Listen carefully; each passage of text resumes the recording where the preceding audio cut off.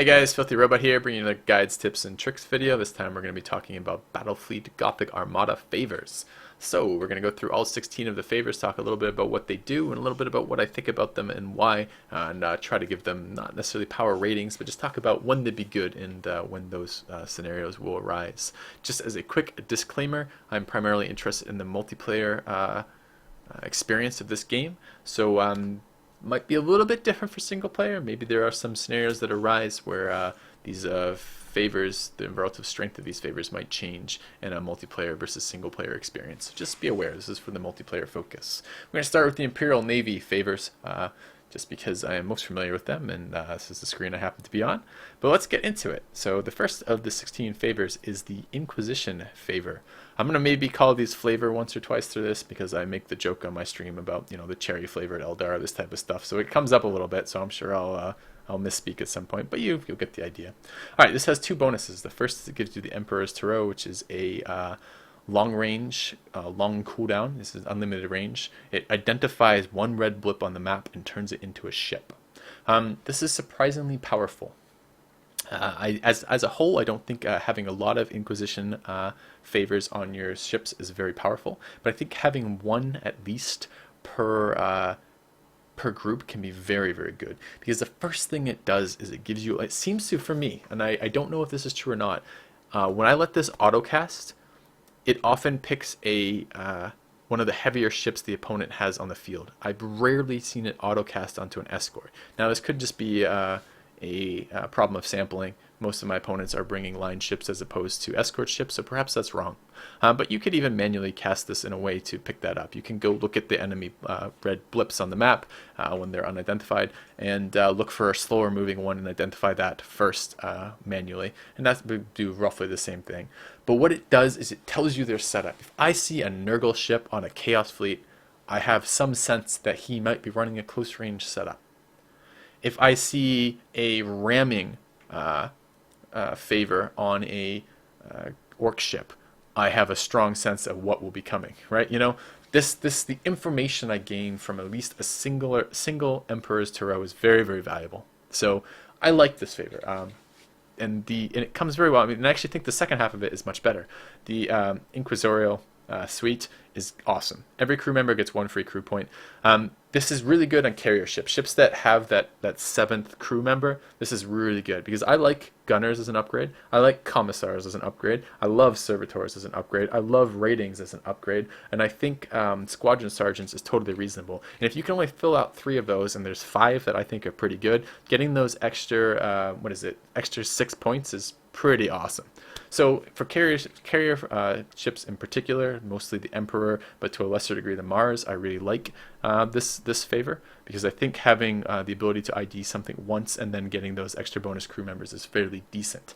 That said, there are some situations where IDing something is not going to be useful. This is not a consistent way to gain sight. Anyone that has the ability to remove sight, so a lot of the Eldar play is going to be very much focused on denying you the ability to ever ID their ships. Same with the Chaos play. This is going to be a very limited way of getting sight for a very short period of time, but sometimes that's all you need to get some sense of what the strategy is. And sometimes it's crucial. If you can figure out that Nerville ship is coming before they land right on top of you, you can adapt your playstyle to not brawling Chaos, even though normally you want to do everything in your possible power to get on top of Chaos. Well, sometimes you don't want to do that, and you can do that by having that extra information. So I really like this favor, although I don't use it all that much. Mechanicus favor, the Adeptus Mechanicus. This is an awesome favor in my opinion.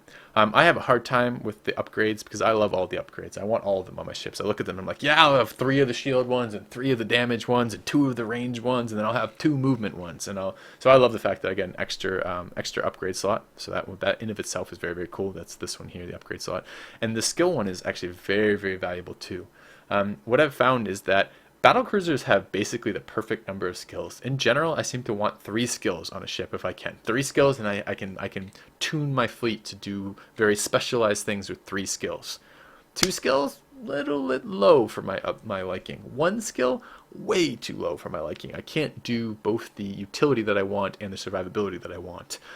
So what I find is that on my smaller ships, and of course this is going to be better on the smaller ships because it's essentially a 100% increase in skills on my Dauntlesses, and it's essentially a 50% increase in skills on all of my cruisers, whereas it's only a 33% on my my battle cruisers. So I like this on smaller ships, the Mechanicus upgrade.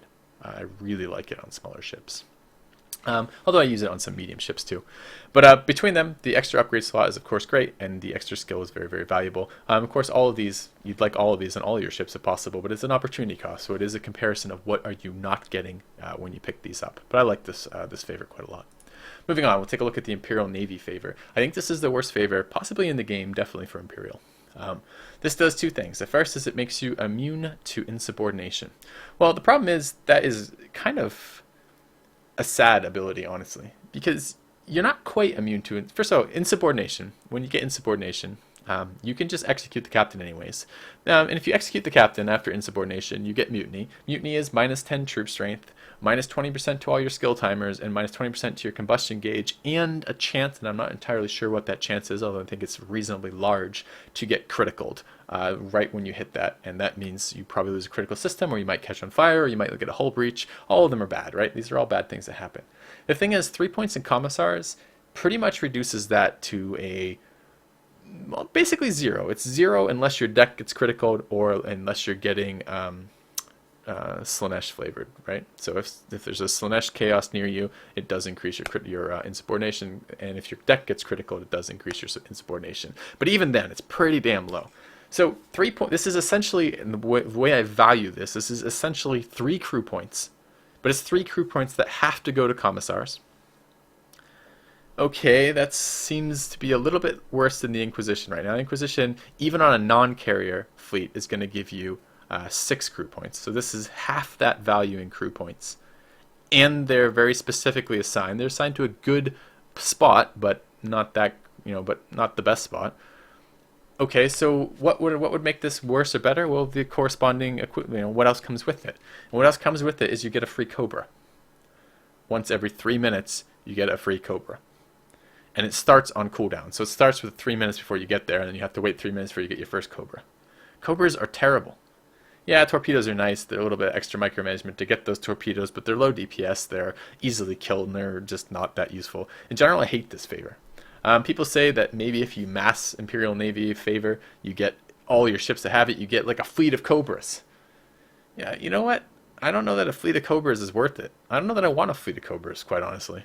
I kind of don't want a fleet of Cobras. All things equal, I would probably pass on a fleet of Cobras. So, I don't know. Maybe en masse this would be good, but it does seem like you're giving up some very, very powerful other abilities to pick this up, and it doesn't seem like it does very much to change the course of the game. I doubt that 6 Cobras are going to, even if you could get this, 6 Cobras, what would that even be on? Like, you're running like most of, I think the fleet that comes out with the most number of ships is 5. So let's say 5 Cobras. Is 5 Cobras going to help me beat Orc in a way that another upgrade slot or in another skill might not? I mean, that would be the difference essentially between bringing stasis on my light cruisers versus not having stasis. It just seems silly to me. I almost never see it used, and I almost never see it used because it doesn't seem very good to me. All right, last up for the Imperials, we have the Adeptus Astarte. I like this one. And of course, I'm going to probably butcher the pronunciation of all these. Don't worry about that. I play Warhammer because I like the gameplay. I am a fan of the Warhammer 40k universe, but I'm not like hugely involved with any of the lore, so I'm sure I'm butchering all the names. So screw you, lore guys. Anyways, so what do we have? We have the Terminator Lightning Strike. This gives +1 assault action to lightning strikes. That's fairly good, kind of. And it also gives +1 assault action to boarding actions, which is totally fine. This does make things fairly good for, and then 10 troop value. So those are the 3 bonuses you get. You get an additional lightning strike assault action. You get an additional boarding action assault action, and you get 10 troop value. 10 troop value is probably the best part of this favor, and unfortunately that kind of pales compared to the other factions' ability to resist to get troop value. Troop value, if you don't know, is the defensive stat your ship gets to resist assault actions from opponents. So this makes you more resistant to opponents' assault actions and gives you additional assault actions to bring to bear on the opponent.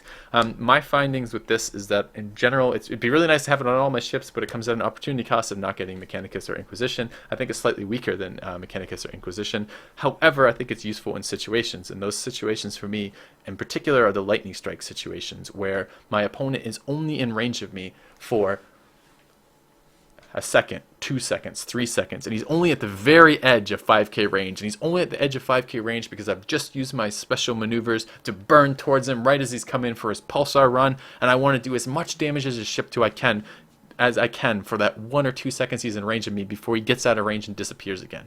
And having Teleportarium, which is one of the upgrades that gives me additional lightning strike action, plus the Terminator lightning strike, gives me 3 lightning strike actions instead of 1 lightning strike action, and I have a chance to cripple his ship every time he comes into pulsar me. Sometimes, although pulsar is 9 or 12k range as opposed to 5k range, but at least it gives me the sense that that's sometimes a possibility.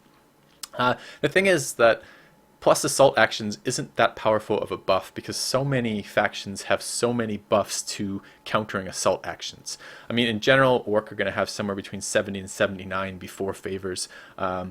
Chaos is going to have either, often I see a lot of Chaos running Nerville, which means they're going to be having 80 to 89 before favors. And then Eldar, I see a lot of Eldar running both the bonus that gives them 10 troop strength, the bonus that gives them 20 troop strength, or the bonus that gives them 30 versus lightning strikes. So if it's 30 versus lightning strikes, Eldar are sitting at 80 to 89, or if they take the 21, they're taking 70 to 79, the range of resistances to lightning strikes. So I use this, but I sometimes wonder, is it worth it? Because my opponents are extremely resistant to these actions a lot of the times anyways. It's actually probably the best versus Imperial Navy, because Imperial Navy as a whole, as this faction, often has the least resistance to boarding actions, or the least resistance to assault actions of any of the factions, which is kind of interesting.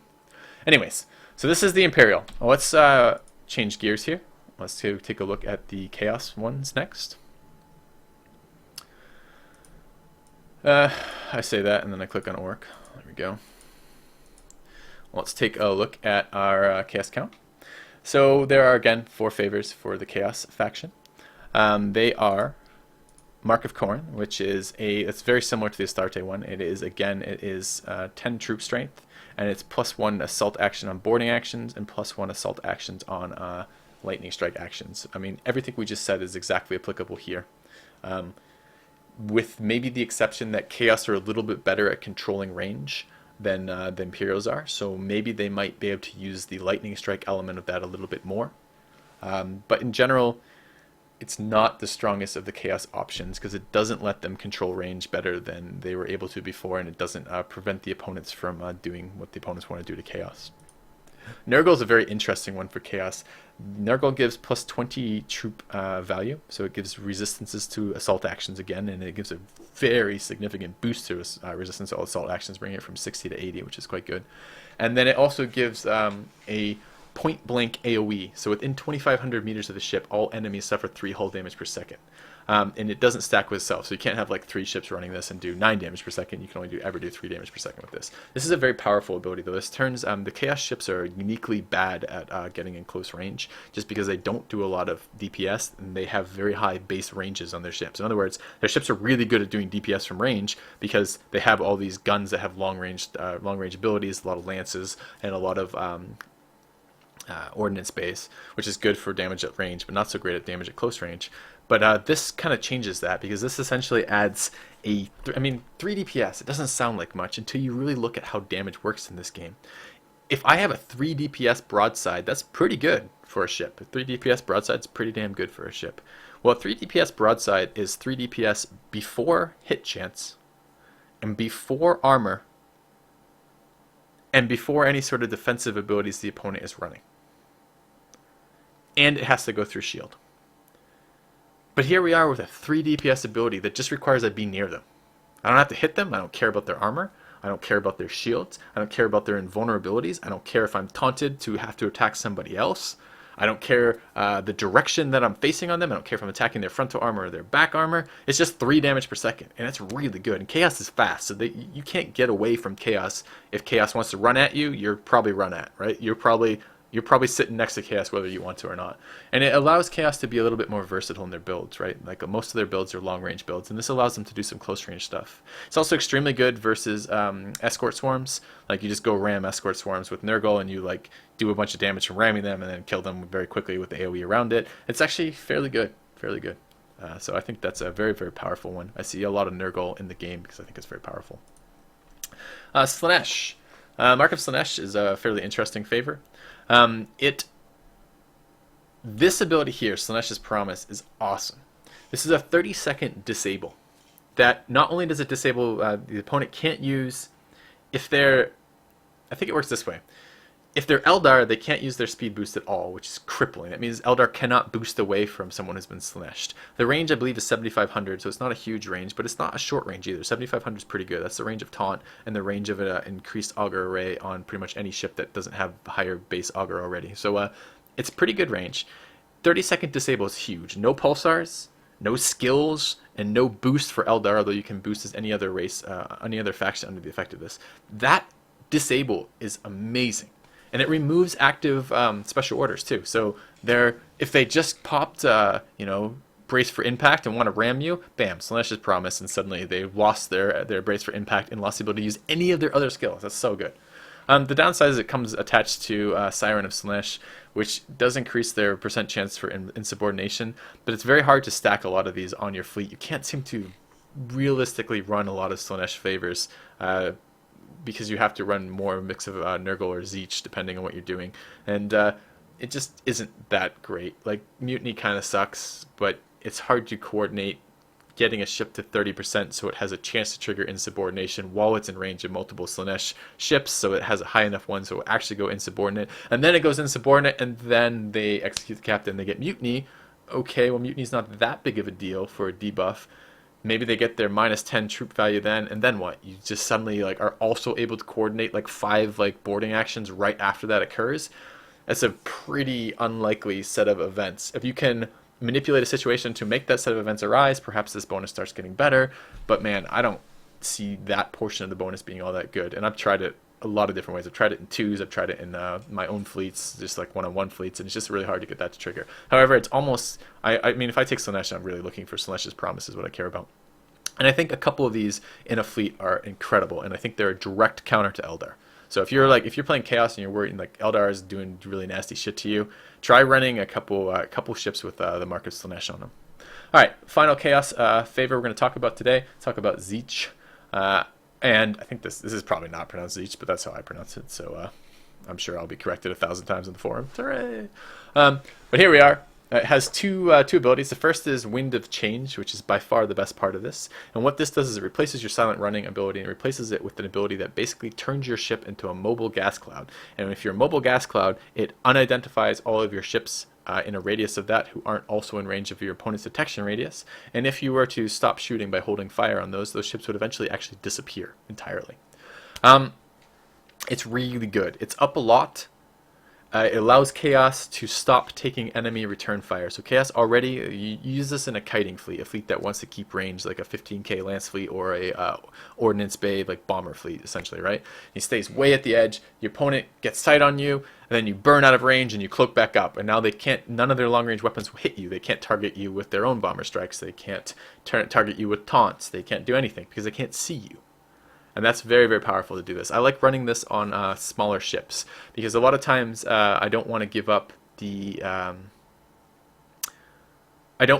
reload on my carrier ships, and I don't really want to give up lock on my lance ships because I want to be able to get that extra critical chance as Chaos or the extra damage on my ordnance bays. But if I do this on a light cruiser, this is a way that one light cruiser or sometimes 2 light cruisers can cloak my entire ships and make them immune to return fire by using this favor. So I think it's really good. I think this favor is a lot worse, this portion of the favor, the Warp Signature Echo. This deploys a decoy on the map, so to the enemy it sees a red unidentified signal that's moving on the map in a certain direction. The problem is if your ship gets seen or the decoy gets seen, you can teleport to that little beacon too, which sounds awesome. The problem is if your ship gets seen or the decoy gets seen, you can no longer teleport to it, and it disappears, right? So what it seems like it'd be really good for is you shoot it at the opponent, or you move towards the opponent, you shoot it in the direction the rest of your fleet is going, you get sight on all your opponent's ships, then you teleport to your dot and then you cloak up and you're fine. But in reality, the minute you see your opponent and they see you, it removes that. So maybe you could try that with increased auger array, so you have 7,500 detection radius. But even then, if they have any way to detect you back, you're in trouble.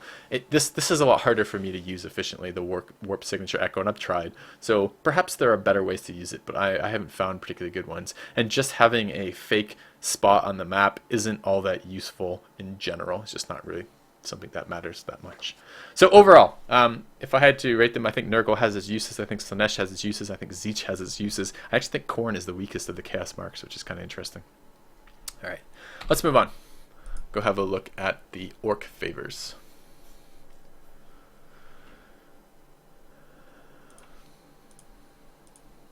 Alright.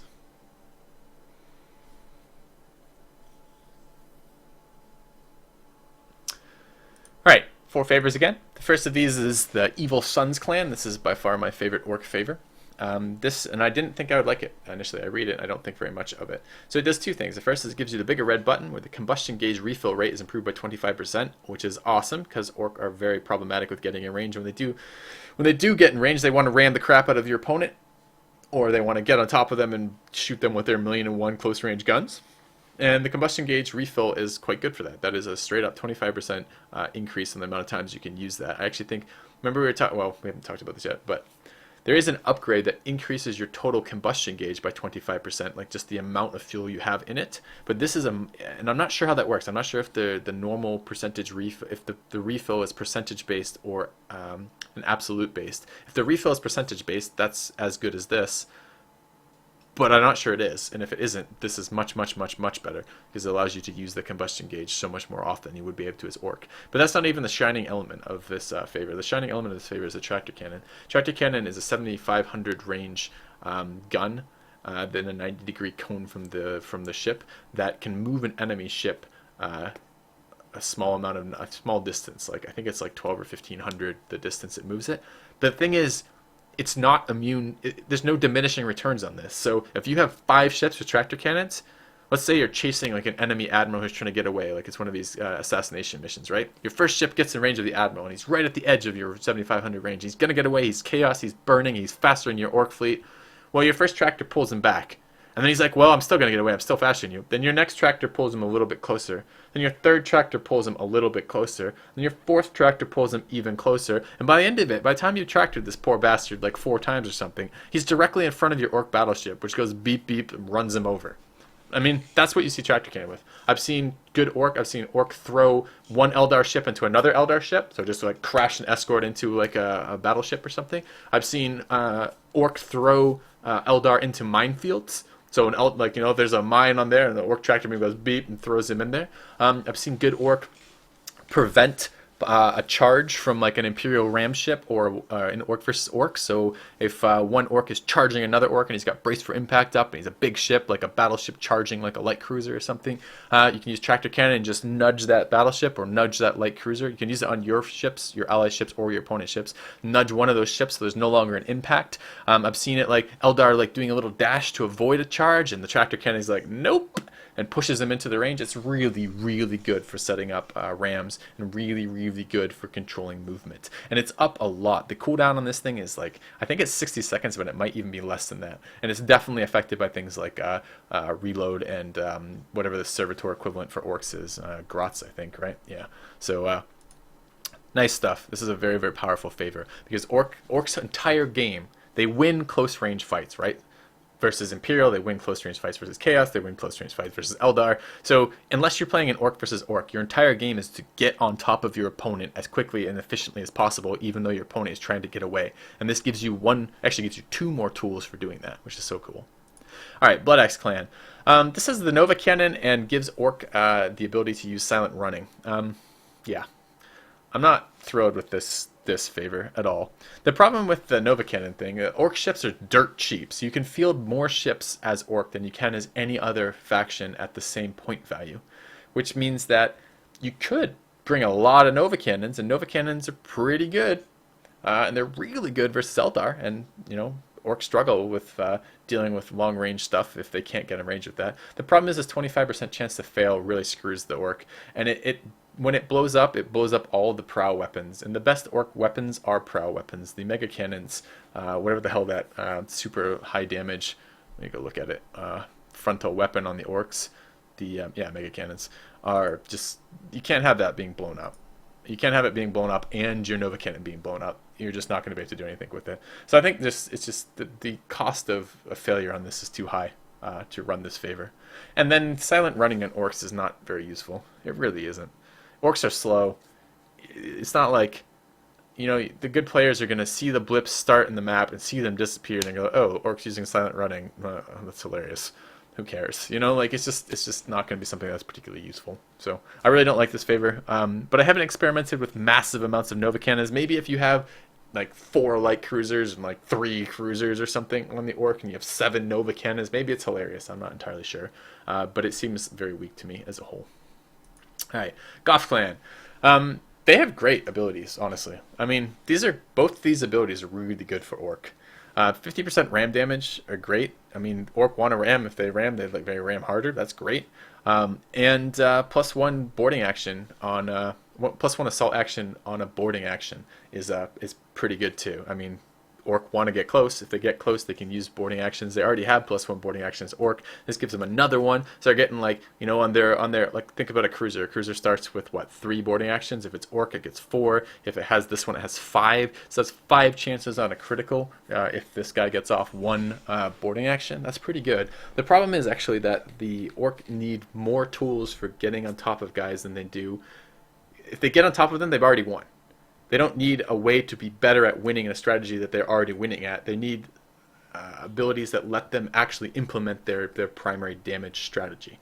So I think this actually combos very well with the Evil Sun. If you have a bulk of your fleet having tractor cannons but can get 1 or 2 of your ships that are kind of like the dedicated ram ships on there and can take advantage of that, maybe versus other orc or versus Imperial, I think this is an extremely powerful ability. But I just think in general, if you're playing a game where the other factions are trying to keep at range, that this isn't powerful enough in those situations. But perhaps if you can combo it and you can give up 1 or 2 tractors for a couple of like super powerful ram ships, that could be pretty damn good. I like the favor. It's just I have a hard time getting away from Evil Sun's clan as orc. But again, orc versus orc, this is probably an awesome favor. All right, Bad Moon Clan.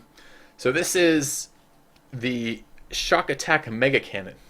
This is a long-range assault action, and basically 5,000 to 25,000 is Nova Cannon range, so it's about 2/3 of the map about.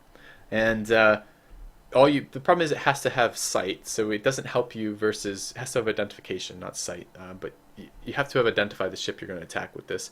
So if you can't keep sight on like someone like Eldar or Chaos, or just going to keep recloaking, it's only marginally useful. It's up a lot. Every 2 minutes is not a huge cooldown. It's not a super short cooldown, but it's not a huge cooldown either. And it can be I mean, and it's RNG flavored, right? Like it's going to be, if it hits something important like an engine on a lot of factions or like hollow shields on Eldar or something, it's devastating because it's essentially a Nova Cannon that criticals the ship it hits, which is just amazing. The problem is that, you know, it's not super fast, it doesn't shoot that often, and it's not that high a percent chance. Every individual assault action isn't that high of a chance, so and it requires sight, so it's only so in reality. I've seen some players run it on the Orc battleship. The Orc battleship's fairly slow, so if your other ships can get sight, then this gives your slower ship some damage it can do at range. So that's not terrible.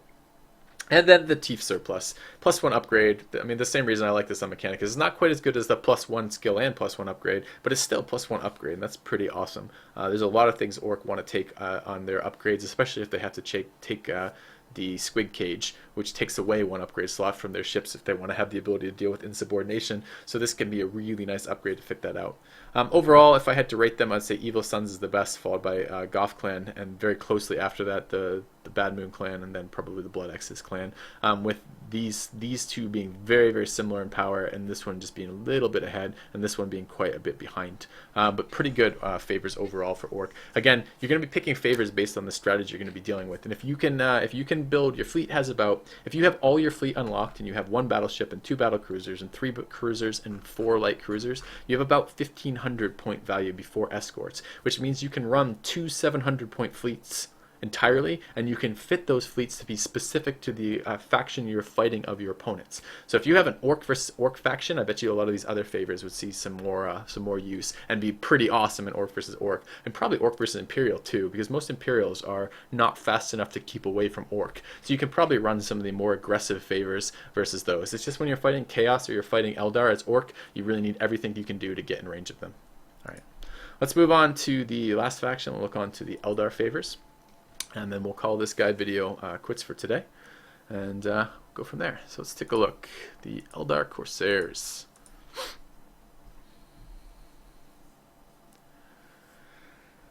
All right. So, favors. All right. I have no idea how to pronounce these. I'm not going to try. This favor. This favor gives you two abilities. First is Pathfinder Webway Assault, which is a 300-second cooldown, which is a 5-minute cooldown. And it causes 1 critical damage to that ship. And this is like the Imperial Navy favor in that it starts on cooldown, and you have to, the first time you can use it in a match is when it finally comes off cooldown, which in this case is 5 minutes. I don't think very much of this. And then its secondary ability is as long as the ship isn't moving, it's considered hidden, not even appearing as a blip. Enemy detection range can still detect the ship. So essentially it gets silent running when it's stationary. I don't think very much of this favor as a whole. This is better clearly with a lot of them, so to some degree it's better on small ships, because then you can field more small ships and you can do this. But the style of play it encourages is really lame. It's really lame for the player who's experiencing it, and it's really lame for the player doing it, because it encourages you to find a spot of space and sit still in that spot of space to become invisible for as long as possible to wait out using this. And then once every 5 minutes, and the matches, remember, the matches are max duration, max is 20 matches, 20 minutes, and a lot of time these matches are a lot shorter. Something like 5 to 7 minutes is probably the average match time, if I had to guess. So on average, you're going to get 1 of these off in a fight, and 1 critical. It's really good, a guaranteed critical, but is it good enough for the entire favor and to having to use a strategy of sitting still and just hiding for 5 minutes? Seems pretty fucking lame. I don't like it. Maybe, as I said, a lot of light cruisers with this could be powerful, but honestly, the way the Eldar plays out the 600 and 700 level matches is they want to bring 2 battle cruisers and a battleship, and that's like, I don't know, what is the point value here in this? Let's take a quick look. 171 is what, 342 plus another, so 348 is 548 is 598 right there. So that's 600 points. Bringing battlecruiser, battlecruiser, battleship. That gets the most number of pulsars on the field. So that means you're not going to have enough for another light cruiser, because you're not going to have, you only have 102 points remaining, which means if you're going to even try to use this favor, you're pretty much going to have to give up one of your major pulsar ships. And pulsars right now are what they make the Eldar as overpowered as they are. I don't like this favor. I have a hard time imagining scenarios in which it's good. I played with a guy in a 2v2. He was like, know your role. My role is to sit stealth for 5 minutes out of a game that only lasts 20 minutes and often only lasts 5 minutes. He's going to sit stealth for 5 minutes and let both of the opposing 2v2 players beat on my ships as he sits and waits so he can cause a single critical. Screw that guy. Alright. Moving on. I don't know, Battleton, however we say this favor. This is quite a good one, actually. And why it's so good mostly is Eldar have very low troop value to begin with. They start with 20 troop value, or 50 troop value rather, and this raises it by 20, which brings it up to 70. Troop value is going to be your resistance to all the long range boarding, all the boarding actions in general, all the assault actions are resisted by troop value, and this gives them quite a big percentage resistance, right? 40% increase into troop strength essentially with this, and it gives them an additional lightning strike action, and it doesn't give them an extra boarding action. So compare this to the Astarte or Khorne, right? This is very similar favor to that. So what it doesn't give the Eldars, it doesn't give them the boarding action bonus. So their close range assault action doesn't get the bonus. Their lightning strike still gets the additional 1 lightning strike, which is good. And instead of giving 10 troop value, it gives them 20 troop value, which is way better. And if you think about when those other favors are useful, it's primarily at long range, because it's the lightning strike that really is the bonus that you care about there, because for those factions, it's going to be when it's most useful. You're either, as Imperial, trying to chase down something that's very fast, or Chaos, you're faster than them, so you can control only getting at the very edge of the range long enough to get your lightning strike off and moving on again. And the same with Eldar. Eldar are very, very fast. They can control the range. So this gives you the best portion of the Imperial and Chaos one, which is the lightning strike portion of it, and it gives you double the troop value bonus the other ones get. And the downside is you don't get your close range attack bonus, but the Eldar don't want to be in close range anyway, so this is extremely powerful. This is a very, very good one. One of the better ones, I say. And then I click on this one and go, holy crap, this one is incredible. So Eldar, right now, the multiplayer Eldar play is very much based around pulsars versus everybody that isn't another Eldar. And what they do is they show up, the battleship can do this at 12k range, and the battle cruisers can do this at 9k range. 9k range is way out of detection range, and so is 12k. The Eldar doesn't have to have your ship identified to use pulsars, because pulsars are a dumbfire weapon. They just shoot in a straight line, which means that he can target red blips on the minimap, the unidentified ship thing, right? So he doesn't have to be in sight radius for you. And he just dumps his pulsars on you every 20 seconds, and the pulsars do insane amounts of damage, and this is Eldar play, right? And he doesn't, and if you think about that, lightning strike is 5k range. So yeah, this is great if you're in 5k range, but the safest Eldar play is never to come closer than 9k range. You don't have to. You can kill the ships without identifying them, and you can kill them in something like 40 to 60 seconds per ship. Less if they're not like a battleship or they're not using invulnerable shields, right? So you'd look at this favor and you'd think, holy crap, this is amazing. Because what this does is it gives you an additional 50% damage as long as the ship is hidden. Now that's incredible. Pulsars already do the most amount of damage, like alpha-wise, of anything out there. Like head and shoulders above that. There are 2 to 3 volleying battle cruisers out there, right? Like if the normal standard Eldar complement of battle cruiser, battleship, all of them end up pulsaring a battle cruiser, it dies in something like 2 volleys.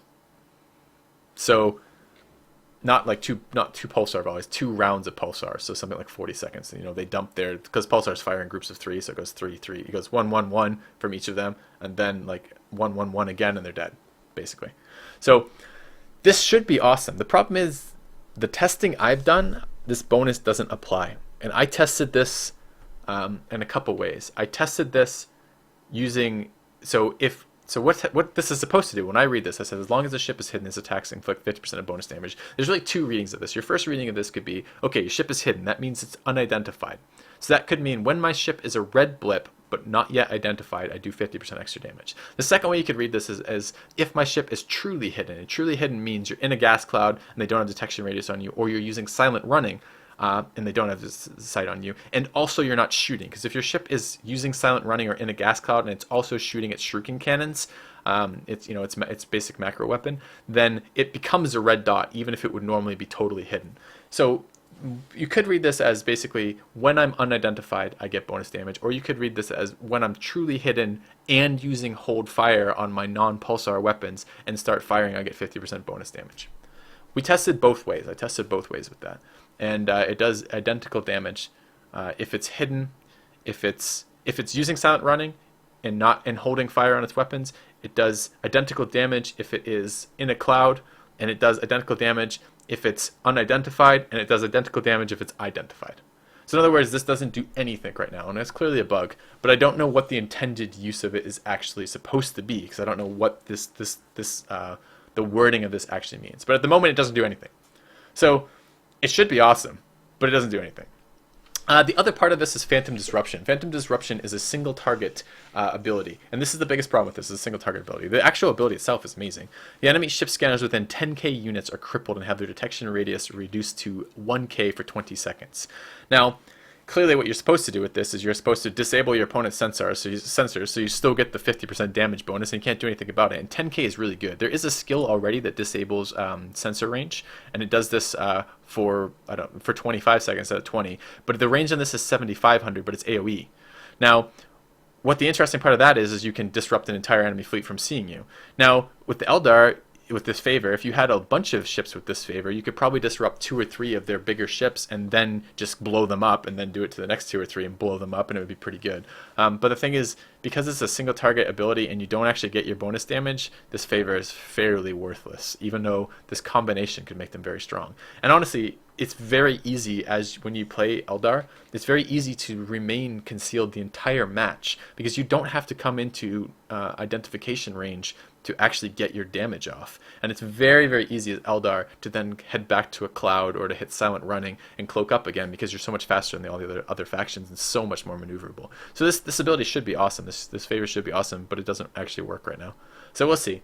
I mean, if they, for example, fix this favor before they fix Pulsar, so if they leave Pulsars at the current balance they're at right now, and then fix this favor so it actually works as intended, I don't think you're going to be able to stop Ambusher-based Eldar, because I think the Pulsar damage is already so insane that if you give them another 50% on top of that, it's just going to be unbelievable. So I look forward to that moment when we get that. Maybe because if something becomes so unbalanced that everybody is doing it, it forces developers to go and adjust that. And I think Pulsars are there right now, but I don't think enough people have figured that out yet. And if you give them an additional 50% damage on top of that, they're really going to figure it out. All right, moving on to Ulthwé. This is probably the Eldar one I see the most. I also think this one is excellent, and I think it's excellent for a couple reasons. The first is it does 2 things. The first of what it does is it gives the ship plus 30 troop value, but only against lightning strikes, not boarding actions, not boarding torpedoes, not assault boats, and not the long-range shock attack of the orcs, right? So that is so. Lightning strikes are the most common attack on Eldars, the most common assault action versus Eldar. So having plus 30 versus that brings their troop strength to 80 before crew members, or 89 with crew members, which is awesome. That's really good. The thing is that you're probably, the times you get hit by assault actions, if you want to get hit by assault actions as Eldar, if you put yourself in a position to get hit by assault actions, it's probably... Yeah, lightning strikes some of them, but it's probably because you fucked up, and then you're going to get in range of stuff, and somehow the enemy managed to get on top of you. And if they get on top of you and get those things off, and they get like a boarding action against you when you don't have any crew strength buff, if they have a 50% per boarding action, and the boarding actions are going to be spitting out 4 or 5, or in Orc's case 6, or if they get 2 of them, they get like 8 or 9 boarding actions on you, everything is dead and your ship is dead. So this is so for me. This is a higher risk bonus than the BL10 here, right? BL10 just straight up 20 troop value is a much lower risk value one than the 30 against lightning strikes. However, on the flip side, the bonuses are better. Yes, you get an additional lightning strike on this one, which is okay, but the Eldar don't really care about the critical damage from lightning strikes, because they're going to kill you with pulsars in 3 rounds, and they care a lot less about disabling one of your critical systems if they just blow you up in 2 rounds anyways, and pulsars have pretty high crit chance anyways, so if your pulsar hits you, you're probably on fire twice, and 2 of your critical systems are dead anyways, so the extra lightning strike may not be quite as important. However, this ability actually does change how Eldar fight and fight against. One of the strategies for defending against Eldar is basically like a defensive huddle. You sit somewhere where the Eldar doesn't have sight on you, like a gas cloud, or a corner of a map that the Eldar has a much harder time approaching and dealing with, where his attack patterns are much more predictable, where he has to run at you and maybe you can torpedo him once or twice, or you can charge him as he's running at you, or you can Nova Cannon him because he's all clumped up chasing you in one corner. And he has to deal with that. But this Maelstrom ability is very nice for countering that, and it's also very nice for countering escorts. And both of those things are ways that players try to counter Eldar. You put a couple escorts on an Eldar ship, but he has to keep moving. The escorts are going to do macro damage to him. He can't just stop and deal with them particularly well. Well, Maelstrom lets him have a little bit of counterplay versus the escort, and then Maelstrom is very, very powerful versus people trying to use line of sight like gas clouds or corner position to deal with Eldar, because they can't sit there and do this anymore, because the Maelstroms are going to be doing damage to them over time if they try to do that. Overall, minus the first one, all 3 of these abilities are really good if they worked. The fact this doesn't work right now clearly puts this on the bottom. But both Biltan and Ulthwé, or whatever you say these, are both very powerful right now. This one is a higher risk, higher reward, and this is a safer one, but still a very powerful one. Anyways, guys, hopefully you've enjoyed my review of the favors for the various factions. If we like these videos, I'll perhaps do some more. There's things to talk about, other skills, upgrades, talking about the various balances of the fleets, and talking about fighting specific factions. You know, for example, you might be going, "Why, Filthy? I'm playing Imperial and getting absolutely crushed by Eldar. What can I do?" And I could tell you, but not in this video. Anyways, guys, if you enjoyed it, please hit the subscribe button, and hopefully I'll see you guys soon. So, cheers.